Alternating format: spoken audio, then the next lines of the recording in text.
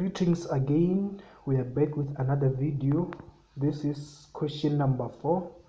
I think this time we will be dealing with exponential functions problems. Without wasting any time, let's get into this question here. It says the graph of g of x is equals to 3 to the power of x is drawn below. And the first question wants us to write down the coordinates of A. As long as there's no plus q here, the coordinate, the y-intercept should always be 1 and 0, or 0 and 1 to be precise. As long as there's no plus q value here, the y-intercept will always be 0 and 1, like this here. These are the coordinates of A. 0 and 1. As long as there's no 3 to the power x plus q, that q will change the y-intercept, of course, but here we don't have q. And another question, write down the range of g. The range of g, we can see that this graph does not play at this side here. So y has to be greater than 0. We can see that y can never be 0. Y can never be 0. This line here, it does not touch 0, but it will be very close to 0. It can be maybe 0,009 or 0,00009, somewhere there, but it will never touch this line 0 here. So to answer 4.2, we say range y has to be greater than 0. 0 is not included here, or you can write it as y is the element of, we start from 0, of course 0 is not included, up to positive infinity. Infinity is included. 0 is not included, but infinity is included. You don't need to worry about these brackets. Maybe at tertiary or at university you will start worrying about them, but in grade 12 don't worry too much about these brackets over here. Let's move to 4.3 here. You can see I'm moving too fast. I want us to finish this so that we can move on with other questions. We got so many things to do at such a very short period of time. Let me not waste any time talking. Let me just do what I can to assist you. 4.3, write down the domain of G. Domain of G. X can be any number here. You can see X can be any number. Can be any number. X can be any number. X is the element of real numbers. X is the element of real numbers. And 4.4. 4.4, for which values of x is g of x strictly increasing? Strictly increasing means that for which values of x is f of x greater than or equals to 0. This is when we want the values for that function to be strictly increasing. We can see that it is increasing when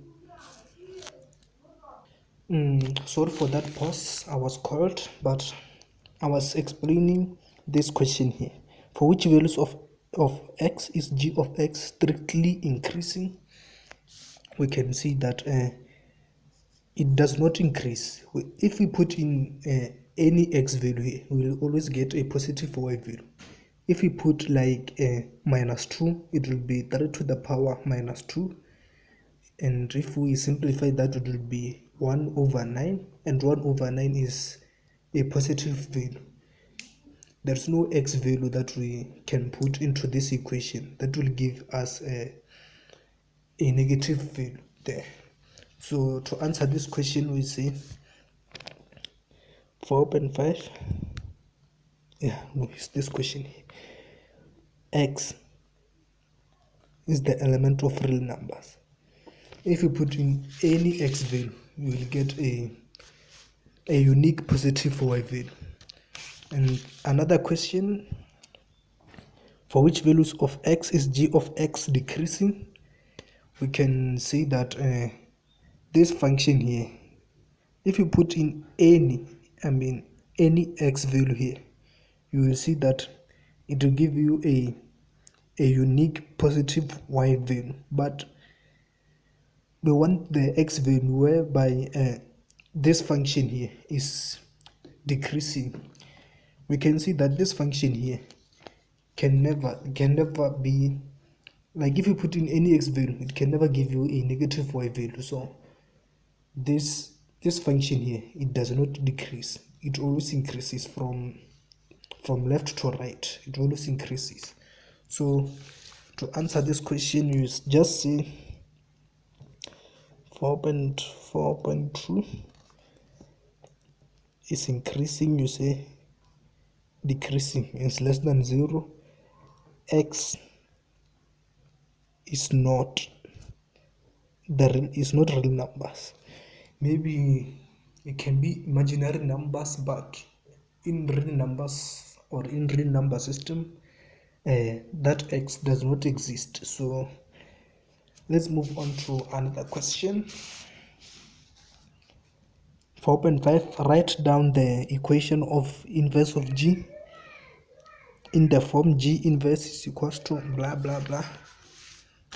Let's copy down this equation. This equation is y is equals to 3 to the power of x. And then before I can show you the inverse here, remember this, that logarithms is another way of looking at exponents. Like this, 2 to the power 3, we all know that it is equals to 8. But if we have to put that into standard form, in logarithm form, we can write that log 2, this becomes the base, and this here becomes in brackets here, is equals to 3. So let's do the same here. We swap the x and y values. X is equals to 3 to the power y. We want to make y the subject of the formula.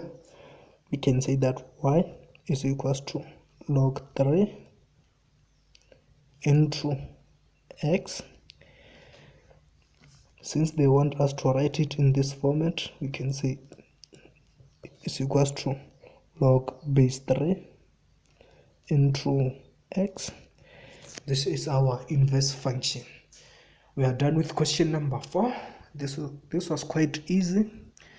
Let's move on to question number 5. I'll see you in the next video. Bye.